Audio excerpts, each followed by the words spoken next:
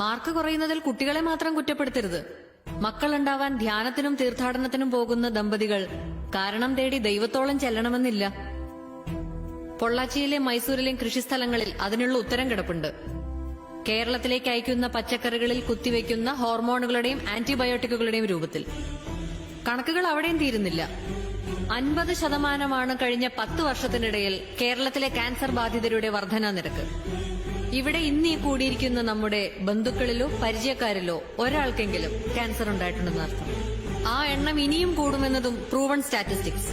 അതിൽ കുട്ടികളുണ്ടെങ്കിൽ ലുക്കീമിയയ്ക്കുള്ള സാധ്യത കൂടുതലെന്ന് മറ്റൊരു പേടിപ്പെടുത്തുന്ന കണക്ക്.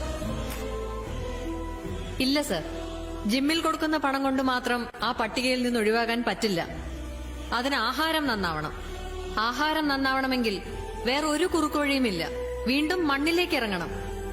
ഒരൊറ്റ ബാൽക്കണി, ഒരൊറ്റ ടെറസ്, അല്ലെങ്കിൽ 1/2 സെന്റ് ഭൂമി.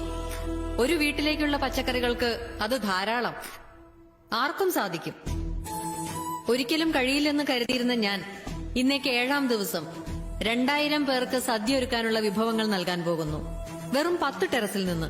ഈ വേദിയിൽ എനിക്ക് പറയാനുള്ളത്, ഒരു വീടോ ഒരു ഫ്ളാറ്റോ ഒരു സ്ഥാപനമോ എന്ത് നിങ്ങൾ പണിയുമ്പോഴും കൃഷിക്കുള്ള സ്ഥലവും അതിലുണ്ടാവട്ടെ.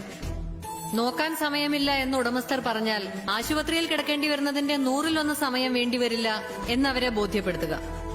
ചെലവിനെ പറ്റി പറഞ്ഞാൽ മെഡിക്കൽ ബില്ലിനേക്കാൾ ഒരുപാട് താഴെയാണിതെന്ന് മനസ്സിലാക്കി കൊടുക്കുക.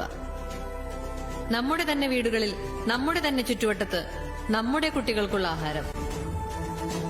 ശിശുരോഗ വിദഗ്ധൻ അല്പം വിശ്രമിക്കട്ടെ. 10,000 സ്ക്വയർ ഫീറ്റിന്റെ സൗധം പണിതു എന്നതിനപ്പുറം ഒരു ചെടി നടാനിടമുള്ള വീടുണ്ടാക്കി എന്നതിനാവട്ടെ ലോകം നാളെ നിങ്ങളെ ഓർക്കുന്നത്, നിങ്ങളോട് നന്ദി പറയുന്നത്. നമസ്കാരം.